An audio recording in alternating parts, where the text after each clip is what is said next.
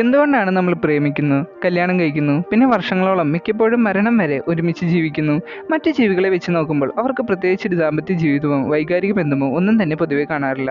അവർ പ്രകൃതിയിലെ ഉപകരണങ്ങൾ പോലെ പ്രവർത്തിക്കുന്നു. എന്നാൽ മനുഷ്യരുടെ കാര്യത്തിൽ അങ്ങനെയാണോ? നമ്മൾ പൊതുവെ വളരെ വിശ്വസ്തയോടെ വൈകാരികമായ ഒരു നീണ്ട കുടുംബജീവിതം നയിക്കുന്നു. ചിലർ കുടുംബത്തിന് വേണ്ടി ഏതറ്റം വരെ പോകാനും തയ്യാറാകുന്നു. പിന്നെ വേറൊരു കാര്യം, ആണിന് പെണ്ണിനോടും പെണ്ണിന് ആണിനോടും അവരുടെ പ്രായത്തിനനുസരിച്ച് അട്രാക്ഷൻ തോന്നുന്നു. ദുഃഖകരമായ ഒരു വസ്തുത എന്താണെന്ന് വെച്ചാൽ ഇതൊക്കെ മോശം കാര്യമായി കാണുന്ന ചിലർ ഇപ്പോഴും നമ്മുടെ ഇടയിലുണ്ട് എന്നതാണ്. എന്നാൽ ഈ അട്രാക്ഷനും അയനോട്ടമൊക്കെ പെർഫെക്റ്റ്ലി നോർമലായ കാര്യങ്ങളാണ്. നമ്മുടെ തലച്ചോറിന്റെ ഘടന തന്നെ അങ്ങനെയാണ്. പറഞ്ഞു വന്നത് എന്താണെന്ന് വെച്ചാൽ മനുഷ്യനൊരു ദീർഘമായ ഇമോഷണൽ റിലേഷൻഷിപ്പ് നയിക്കുന്നതിന് കാരണം ഒരു പ്രത്യേക സംസ്കാരമോ അല്ലെങ്കിൽ കാലങ്ങളായി പിന്തുടർന്നു പോകുന്നതുകൊണ്ടോ ഒന്നുമല്ല, മറിച്ച് ഇതിന് ശാസ്ത്രീയമായ ഒരു വിശദീകരണമുണ്ട്. അതാണ് ഇന്നത്തെ വീഡിയോയിൽ നോക്കാൻ പോകുന്നത്.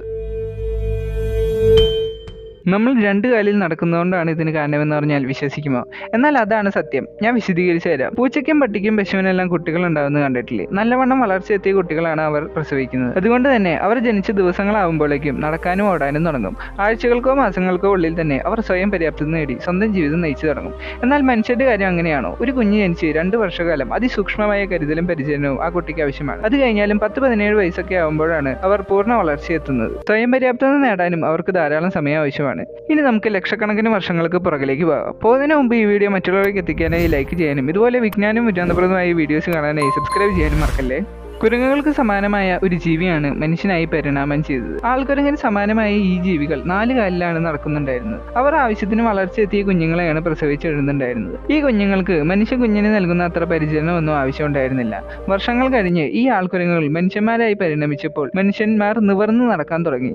ഇങ്ങനെ നിവർന്ന് നടക്കണമെങ്കിൽ ഇടുപ്പെല്ലിന്റെ സൈസ് കുറയ്ക്കണമായിരുന്നു. എന്നാൽ അധികം കുറച്ചാൽ അതുവഴി കുഞ്ഞിന് പുറത്തു വരാൻ കഴിയില്ല. ഇതിനൊരു പരിഹാരമായി പ്രകൃതി കണ്ടുപിടിച്ച വഴിയാണ് പൂർണ്ണ വളർച്ച എത്തുന്നതിന് മുമ്പ്, കുറച്ചും കൂടി വ്യക്തമാക്കി പറഞ്ഞാൽ പൂർണ്ണമായി ബുദ്ധിവികാസം എത്തുന്നതിന് മുമ്പ് കുഞ്ഞിനെ പ്രസവിക്കുക എന്നത്. നമ്മളൊരു പുരുഷന്റെയും സ്ത്രീയുടെയും ഇടുപ്പെല്ല് നോക്കുമ്പോൾ സ്ത്രീയുടെ പെൽവിസിനെ പുരുഷന്മാരെക്കാൾ വലുതായിരിക്കുന്നത് കാണാം. ഇത് പ്രസവിക്കാൻ വേണ്ടിയാണ്. ഇങ്ങനെ പൂർണ്ണമായ വളർച്ചയെത്താത്ത കുട്ടിയെ നോക്കാൻ അവരുടെ മാതാപിതാക്കൾ അവരുടെ അടുത്തുണ്ടാവുക തന്നെ വേണം. കാരണം പ്രസവിച്ചു കഴിഞ്ഞാലാണ് ഒരു കുട്ടിക്ക് കൂടുതൽ പരിചരണം ആവശ്യമുള്ളത്. അതുകൊണ്ട് തന്നെ ജനിച്ചു വേണം കുഞ്ഞിനെ നോക്കാൻ ആ കുട്ടിയുടെ മാതാപിതാക്കൾ തമ്മിൽ വളരെ ശക്തമായ ഒരു വൈകാരിക ബന്ധം അനിവാര്യമാണ്. ഇതുകൊണ്ടാണ് മറ്റു മൃഗങ്ങളിൽ നിന്ന് വ്യത്യസ്തരായി നമ്മൾ നമ്മളെക്കാൾ കൂടുതലായി മറ്റൊരാളെ സ്നേഹിക്കുന്നതോ വിശ്വസ്തയുടെ സ്നേഹത്തോടെയും കൂടി അവരോട് പെരുമാറുന്നതല്ല. മനുഷ്യർ മാത്രമല്ല, പാരക്കറ്റ്, ബീവർ, യെല്ലോ ക്രിസ്റ്റഡ് പെൻഗിൻ, അരയന്നം തുടങ്ങിയ ജീവികളും ഇണയോട് വിശ്വസ്തയും സ്നേഹവും കാണിക്കുന്നവരാണ്. ഈ വീഡിയോ ഉണ്ടാക്കാൻ PCD എന്ന യൂട്യൂബ് ചാനലിന്റെ ഒരു വീഡിയോ വളരെയധികം സഹായിച്ചിട്ടുണ്ട്. ഞാൻ പുള്ളിയുടെ ചാനലിലേക്കുള്ള ലിങ്ക് ഡിസ്ക്രിപ്ഷനിൽ ഇടാം. അപ്പോൾ വീണ്ടും ഇതുപോലെ ഒരു നല്ല വീഡിയോയിൽ കാണുന്നതുവരെ